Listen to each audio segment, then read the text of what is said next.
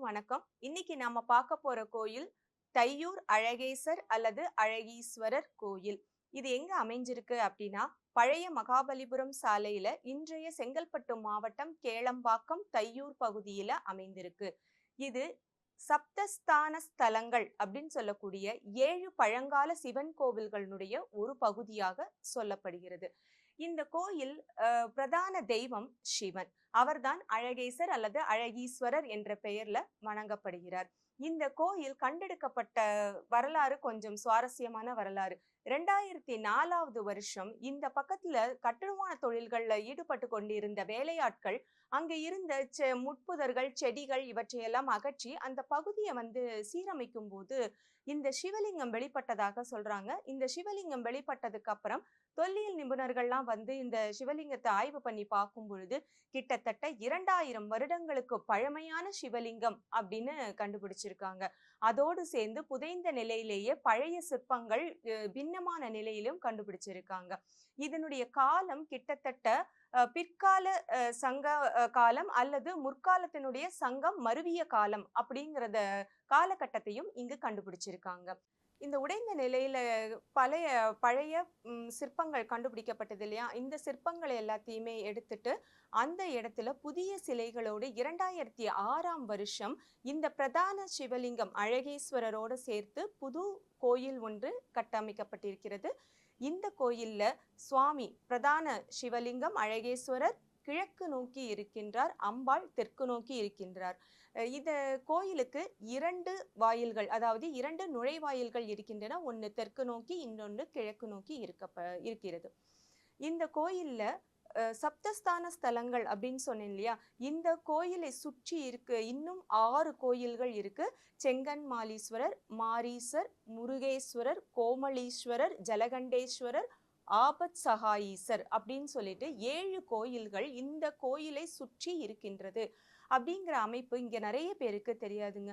இந்த 7 கோயில்களும் சப்தஸ்தான ஸ்தலங்கள் அப்படின்னு ஏன் சொல்லப்படுது அப்படின்னா 2 வகையான காரணங்கள் சொல்றாங்க. ஒண்ணு நம்ம வானத்துல இருக்கக்கூடிய சப்தரிஷி மண்டலம் அப்படின்னு சொல்லக்கூடிய இடத்துல 7 நட்சத்திரங்களினுடைய கூட்டு.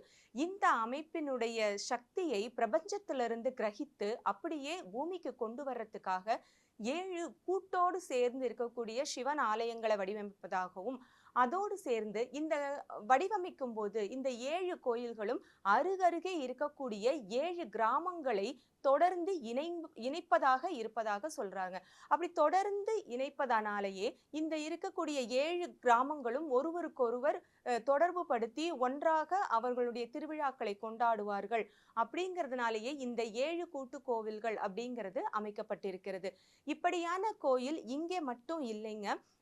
மயிலாப்பூர் கபாலீஸ்வரர் கோயிலுக்கு அருகே இதே மாதிரி 7 கோயில்கள் சப்தஸ்தான ஸ்தலங்களாக இருக்கிறதாகவும், ஐயாரப்பர் கோவில், இந்த சப்தஸ்தான ஸ்தலங்கள்ல 7 கோவில்கள் இருக்கிறதாக சொன்னோம் இல்லையா? இந்த 7 கோவில்களுடைய அமைப்பினுடைய காரணங்கள் 2 காரணங்கள் சொல்றாங்க. ஒண்ணு, சப்தரிஷி மண்டலம் அப்படின்னு சொல்லக்கூடிய வானத்துல 7 நட்சத்திரங்களுடைய விண்மீன் கூட்டு இருக்கு இல்லையா?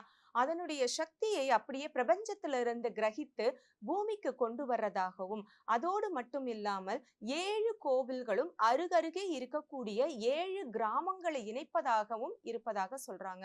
இப்படி 7 கிராமங்களை ஒன்றிணைத்து செய்யும் பொழுது முதலில் ஒரு கோவிலில் தொடங்கி அப்படியே 7 கோவில்களையும் முடித்து மீண்டும் பிரதான கோயிலுக்கு இந்த திருவிழாக்கள் முடியும் அப்படின்னு சொல்றாங்க. இப்படி 7 கோயில்களையும் இணைப்பதனால அந்த கிராமத்து மக்களுக்கு ஒரு தொடர்பு இருக்கும் அப்படின்னு சொல்றாங்க. இதுதான் அந்த சப்தஸ்தான ஸ்தலம் அப்படிங்கறதனுடைய காரணம். இந்த சப்தஸ்தான ஸ்தலம் இங்க மட்டும் இல்லைங்க. கபாலீஸ்வரர் கோயில் இருக்குது இல்லையா சென்னையில, அது கூடவே 7 கோயில்கள் இணைந்திருப்பதாக சொல்றாங்க. அது கூடவே இது போலவே மயிலாப்பூர்ல இருக்கக்கூடிய கபாலீஸ்வரர் போலவே ஐயாரப்பர் கோவில், திருவையாறு ஐயாரப்பர் கோவில்லையும் இதே மாதிரியான 7 சப்தஸ்தான ஸ்தலங்கள் இருப்பதாகவும், திருச்சியிலும் இதே மாதிரியான ஒரு 7 கோவில்களுடைய கூட்டு கோயில்கள் இருப்பதாகவும். சரி, நம்ம இப்போ அழகேசர் கோயிலுக்கு திரும்ப வந்துடலாம். கணபதி, தட்சிணாமூர்த்தி, விஷ்ணு, பிரம்மா, துர்க்கை ஆகிய தெய்வங்கள் கோஷ்ட தேவர்களாக இந்த தலத்தில் இருக்கிறார்கள். அதுபோக துணை சன்னதிகளாக ஐயப்பன், பைரவர், மற்றும் குறிப்பாக சங்கேஸ்வரர் இங்கே அமைந்திருப்பது மிகச் சிறப்பு. ஸோ இந்த கோயிலுக்கு கண்டிப்பாக வந்து தரிசனம் பண்ணிட்டு போங்க. இந்த கோயிலினுடைய நடை 7:30 மணிக்கு காலையில திறந்திருந்து 10:30 மணிக்கு மூடுவதாகவும், பின்னர் மாலையில் 5:30 மணிக்கு திறந்து 8:30 மணிக்கு கோயிலை மூடுவதாகவும் சொல்லப்படுகிறது.